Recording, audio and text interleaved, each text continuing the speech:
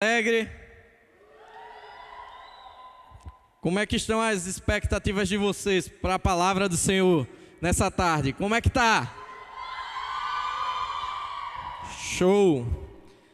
Bom, galera, hoje eu vou estar falando com vocês algo muito importante, né? E quando eu estava preparando essa palavra, o Espírito Santo me fez lembrar de algumas coisas da minha juventude também. Não é que eu não sou jovem, né? Dizem que até os 100 anos todo mundo é jovem, né? Então, e eu me identifiquei muito com isso, porque primeiro quando a gente é chamado para ministrar uma palavra, essa palavra primeiramente tem que vir para nós, né? A gente primeiro tem que se olhar e observar pontos que precisam ser melhorados. E aí, se você está com sua agenda, com seu bloco de notas, né, no celular, o tema dessa palavra é o seguinte: quando a vaidade ultrapassa uma vida de propósito. Quando a vaidade ultrapassa uma vida de propósito. Então, lá em Provérbios 18, versículo 12, diz assim: antes da sua queda, o coração do homem se envaidece, mas a humildade antecede a honra. Eu vou falar sobre dois aspectos hoje, né? Coisa rápida, mas que vai ser muito profundo. Então você presta bastante atenção, porque algo que pode ser soltado aqui nessa tarde pode ser especialmente para você. Então a gente vai estar falando sobre vaidade e propósito. E pense numa fase que nós vivemos muito isso, essa fase que vocês estão passando hoje, né? Então, uma coisa que a gente precisa entender, que vocês precisam entender, é o que é vaidade. Alguém sabe aqui o que é vaidade? Quem pode dizer aí? Chuta aí. Quem souber, dou 50 pontos. Olha, pode não. E aí, vaidade, o que é que vocês acham que é vaidade? Uma pessoa, fazer que nem o Kleber, aqueles que eu dei 10 reais lá fora. Soberba, também. Que mais? Que pode ser uma vaidade, né? Vaidade diz assim, que é a valorização que se atribui à própria aparência, ou quaisquer outras qualidades físicas ou intelectuais, fundamentadas no desejo de que tais qualidades sejam reconhecidas ou admiradas pelos outros. Então, vaidade é isso. É algo, né, que muitas das vezes as pessoas levam para a sua própria aparência ou qualidade física ou até mesmo intelectual, mas tem um porém. É quando ela está fundamentada em ser reconhecida, né, ou valorizada ou admirada por outras pessoas. Isso é vaidade, é o contexto de vaidade. E a vaidade também é a qualidade do que é vazio, né? O que é vão, firmado sobre a aparência ilusória, né? É quando uma pessoa vive de mentiras. Eu não sei se você se relaciona com pessoas desse tipo, no seu colégio, né? Na escola, na sua rua, na vizinhança. Para e pensa, tem alguém desse tipo que é vaidoso, que muitas das vezes não tem, mas quer aparecer, ou que quer demonstrar algo que não é? Pensou aí? Existe alguém que é assim, dessa forma?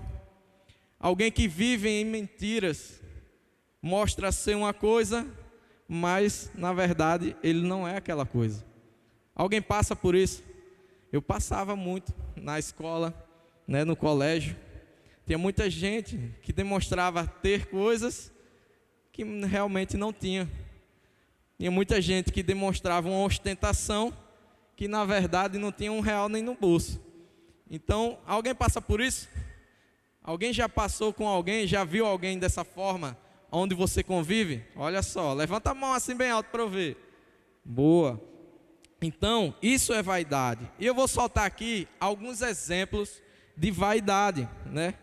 Se você quiser anotar aí, o primeiro deles é inutilidade.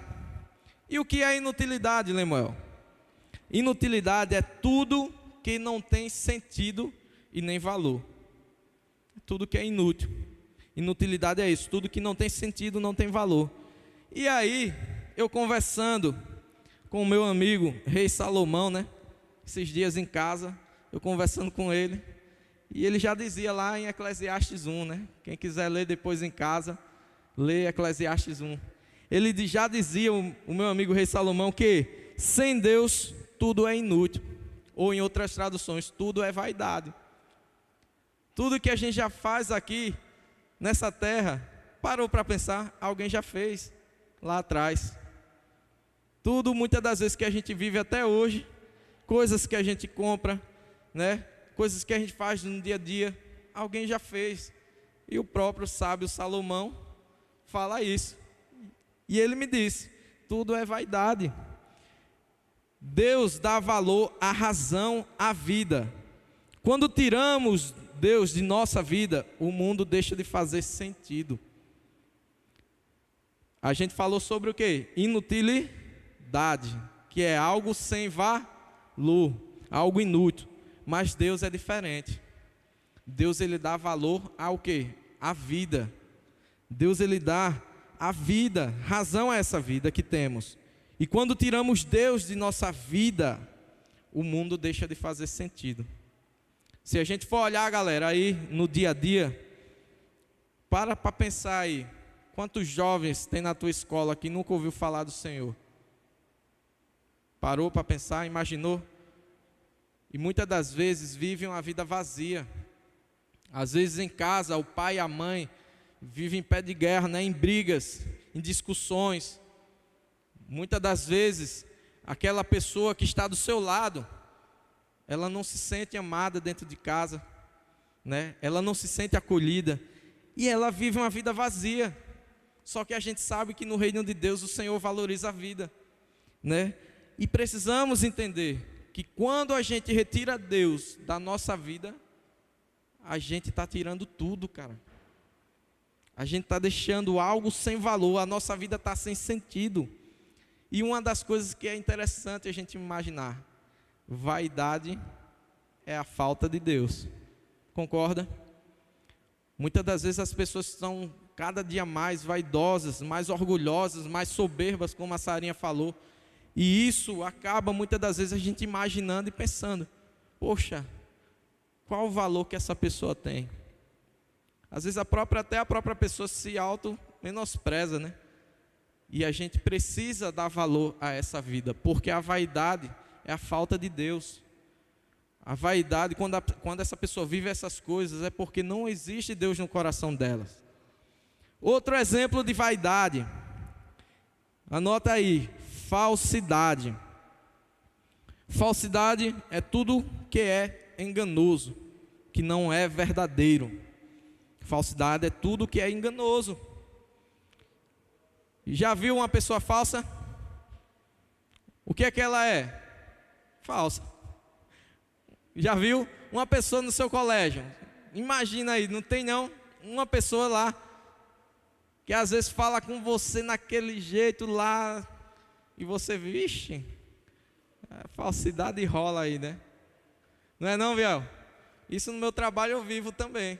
Às vezes tem pessoas que vêm falar comigo que é pura falsidade. Mas falsidade é tudo aquilo que é enganoso. Há muitas coisas que prometem ter a solução para tudo, mas são uma mentira.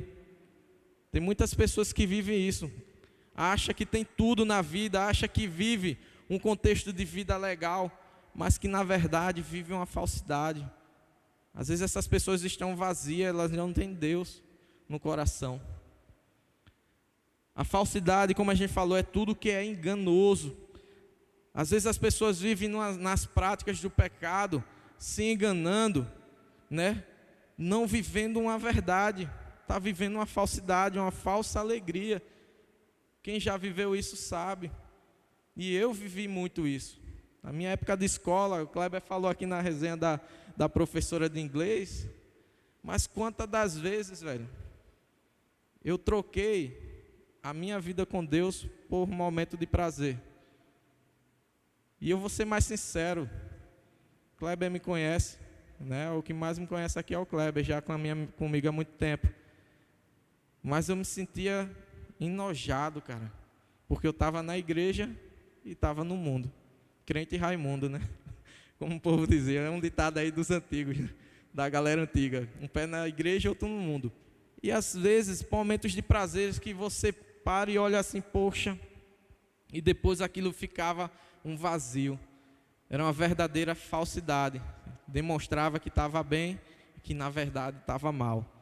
Falsidade é quando uma pessoa vive de aparência, ela não tem raiz, ela não é firmada em um propósito. Por isso que a vaidade, ela supera muitas das vezes o propósito, porque a pessoa não tem raiz, ela não é firmada em alguma coisa, no propósito do Senhor, na palavra. E a gente precisa entender, galera, que nesses dias nós somos jovens e precisamos nos levantar, porque tem uma geração aí fora que depende da palavra que sai da nossa boca, uma palavra verdadeira, uma palavra que tem fundamentação. Alguém que é firmado, que vai chegar para essa pessoa e vai falar o quanto ela precisa mudar. Então, galera, outro exemplo de vaidade se chama também idolatria. Idolatria é tudo que toma o lugar de Deus em nossas vidas.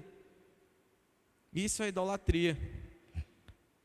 Imagina só, idolatria pode ser um sentimento por uma moça, por um rapaz, por alguém que você acha e admira no colégio. Idolatria pode ser seu amigo que você olha assim, poxa, aquele cara é o cara, meu irmão.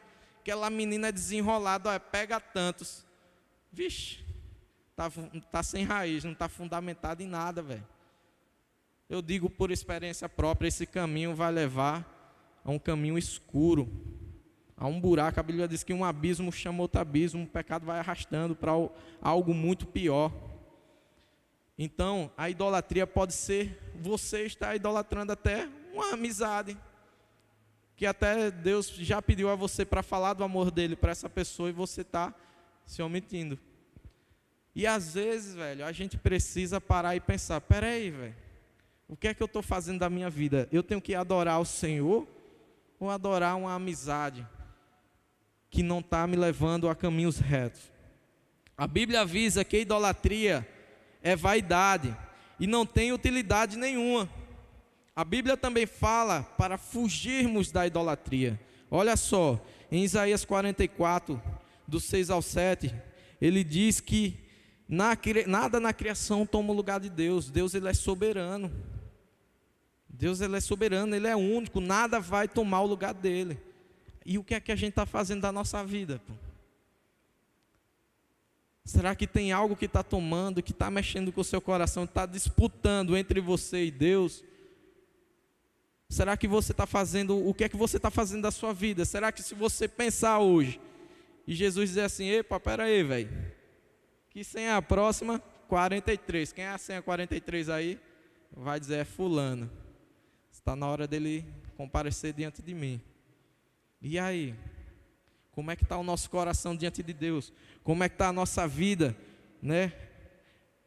Diz assim em 1 Coríntios 10, 14. Por isso, meus amados irmãos, fujam da idolatria. Paulo já dizia no Novo Testamento para a galera lá, bicho, fuja, velho. Fuja daquilo que rouba o lugar do Senhor, era o que ele está dizendo. Tem algo que está tirando a sua paz, a sua emoção, a sua tranquilidade em Deus. Se algo está mexendo com você, algo está errado. Se não for bom, algo está errado.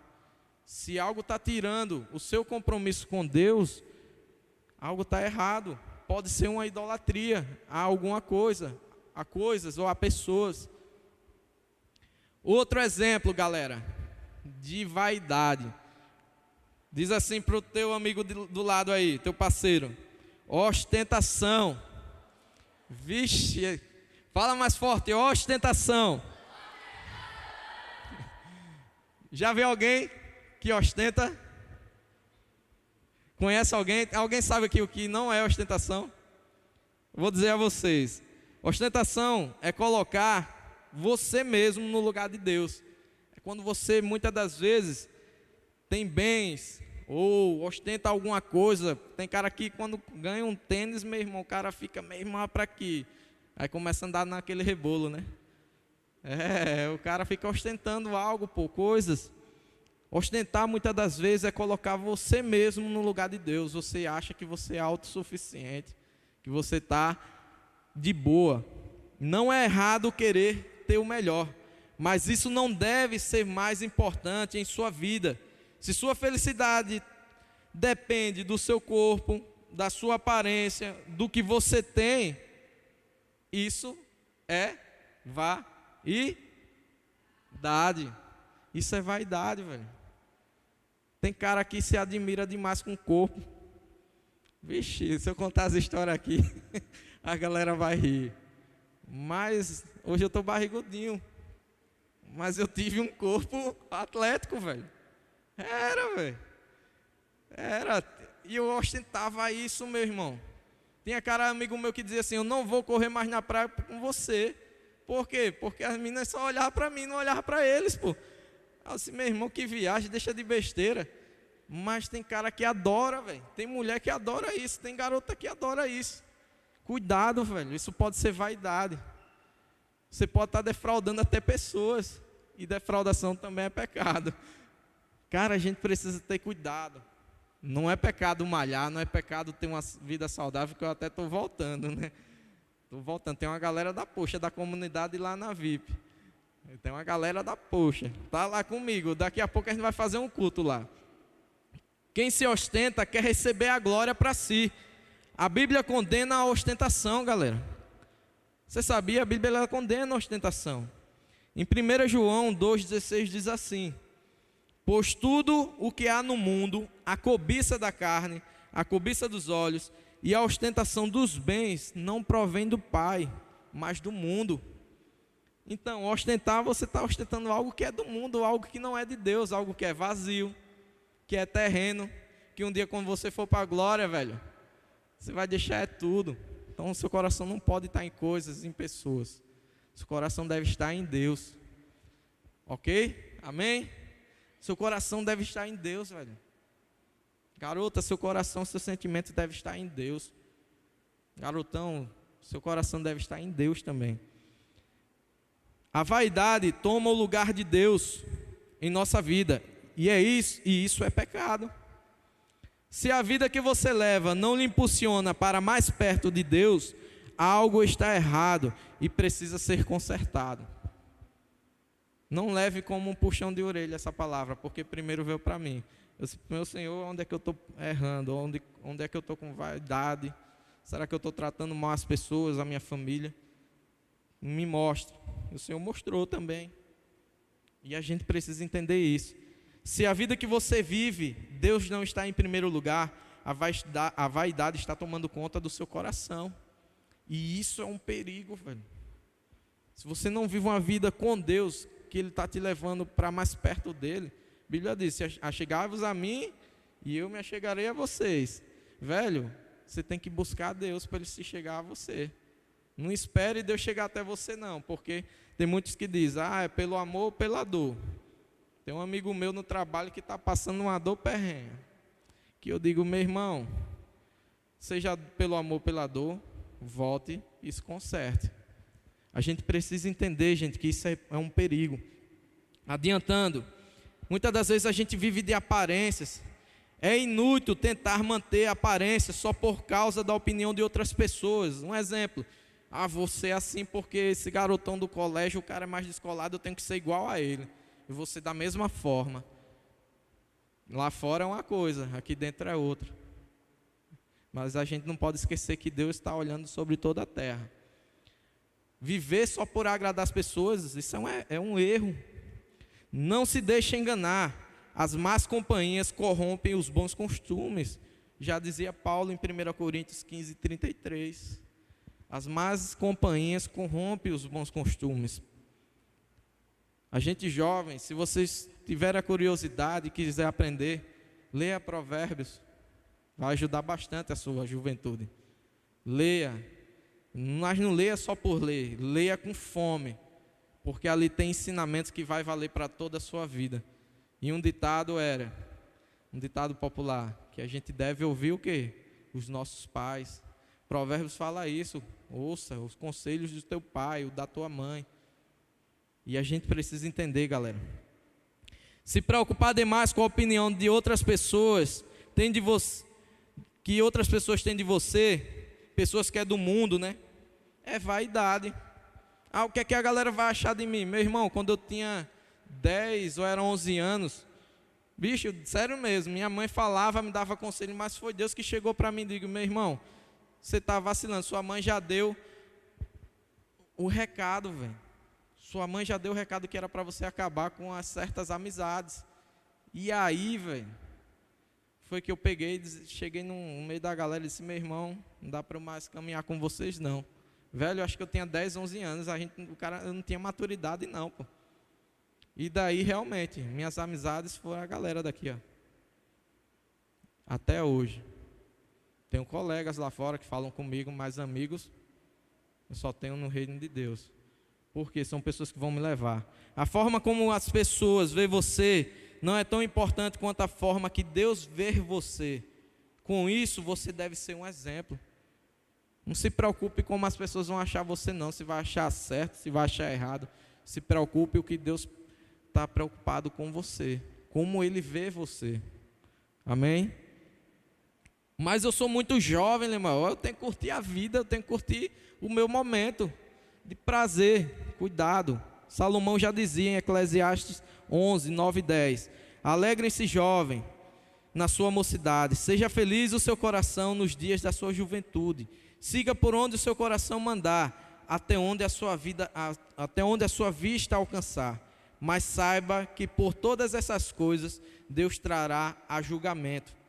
Afaste do coração a ansiedade e acabe com o sofrimento do seu corpo, pois a juventude e o vigor são passageiros.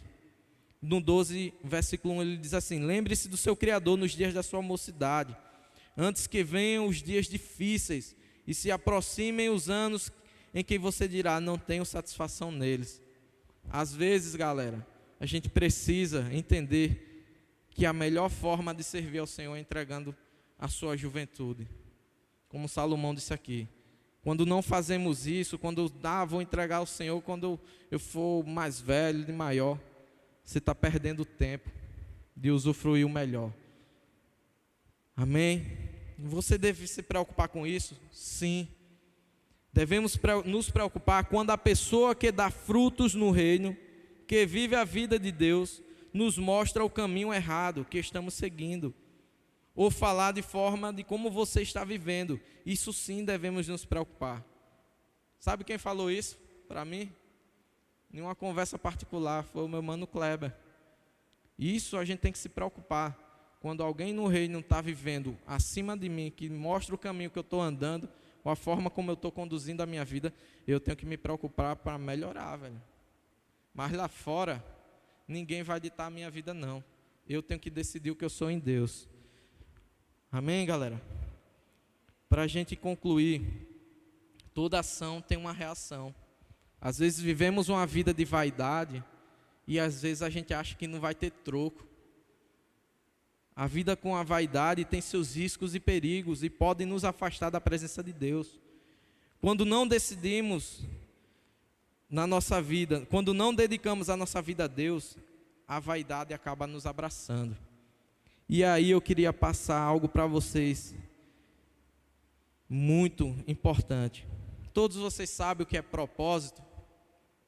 Sim ou não? Quem sabe, levanta a mão aí para eu ver.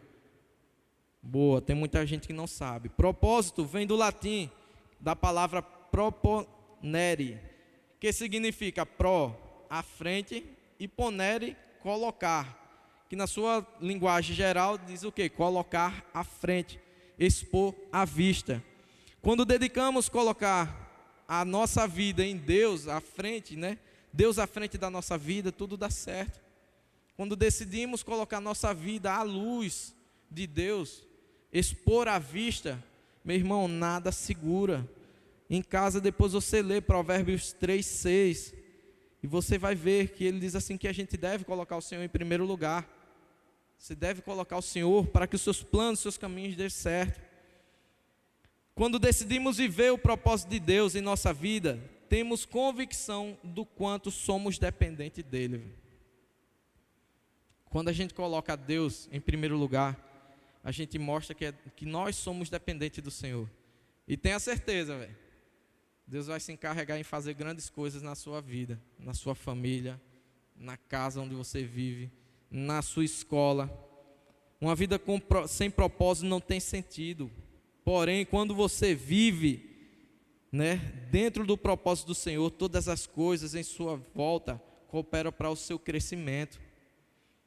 Paulo dizia em Romanos 28, sabemos que Deus age em todas as coisas para o bem daqueles que o amam, dos que foram chamados de acordo com o seu propósito. Deus, Ele quer te usar, cara. Deus, Ele quer agir na sua vida. Não deixa a vaidade tomar conta do seu coração. Não deixa a vaidade tomar conta do seu interior. Não deixa o orgulho lhe fechar. Abra o seu coração, velho. Deus tem grandes coisas. Saibam disso. Sua vida tem um propósito para Deus. E algo em você, Ele viu de uma forma especial. Você sabia? Algo em você, Ele viu de uma forma especial para ser manifestado aonde? Aqui nessa terra, nessa geração. Sabia que você não está aqui em vão. Você tem um propósito. Você tem algo que Deus quer manifestar para fazer grandes coisas. Não sei se você vai ser um pregador, se você vai ser um levita, não sei o que você vai ser. Mas Deus lhe fez com um propósito. Amém? Agora, para vivermos uma vida de propósito, devemos abandonar as paixões da mocidade e estarmos caminhando juntamente com aqueles que desejam mais de Deus. Olha aqui, ó, diz assim para o teu amigo aí do lado, teu irmão, para a gente finalizar. Fuja, meu irmão. Pega o beco da imoralidade, da vaidade. É isso que Deus está dizendo aqui, ó. Olha o que diz lá em 2 Timóteo 2:22. Fuja dos desejos malignos da juventude e siga a justiça, a fé, o amor e a paz com aqueles de coração puro invocam o Senhor. Isso era Paulo dizendo para o Timóteo. Timóteo era um pastor jovem, velho. E ele disse, meu irmão, fuja. Quem quiser depois conversa com a gente vai dizer como foi a vida de Paulo. Mas ele tinha experiência para chegar e dizer a Timóteo, que era jovem, meu irmão, diz, fuja. Fuja. Muitos dão desculpas. Muitos dão desculpa para viver o reino, para viver o evangelho. Se a gente for olhar a história de Davi, de José, de Josué, Caleb, do pastor Manassés, do Kleber, diácono Kleber, tinham muitas desculpas que eles poderiam dar para não estar aqui hoje. Mas olha os exemplos que eles são hoje. Olha as histórias de vida dele. E para finalizar, galera, saibam de uma coisa. Não importa como a sua vida começou, não importa como a sua história iniciou. Não sei que história de vida você tem. Alguns eu conheço, mas muitos não. O importante é que você está aqui. E o quanto você está disposto a fazer para Deus. E o mais importante ainda, é como a sua história um dia vai terminar. Eclesiastes 7:8 diz, o fim das coisas é melhor do que o seu início. E o paciente é melhor do que o orgulhoso, do que o vaidoso. Vamos ficar de pé? Para a gente achar que acabou, né? Cláudio já está dizendo ali, eu vou tomar o microfone dele. Mas é isso, galera. Não importa como sua história iniciou. O importante é como ela vai terminar um dia. E como você vai estar diante de Deus um dia para contar a sua história. Ele vai querer ouvir, ele sabe, mas ele vai querer ouvir de você. Jeremias 29:11 diz, porque sou eu que conheço os planos que tenho para vocês, diz o Senhor, planos de fazê-lo prosperar e não causar dano, planos de dar a vocês esperança e um futuro. Queria chamar a galera. Queria chamar aqui você na frente. Feche seus olhos. Venha se Deus tocou no seu coração.